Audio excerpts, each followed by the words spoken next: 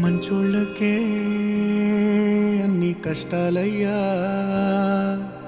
వెళ్ళిరయ్యా సెలవని అంటాంది కంట తడి, ఉండలేక నీ ఎంబడే వస్తాంది గుండె సడి.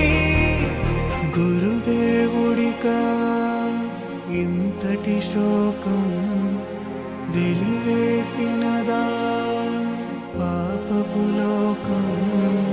మహారాజయ్యా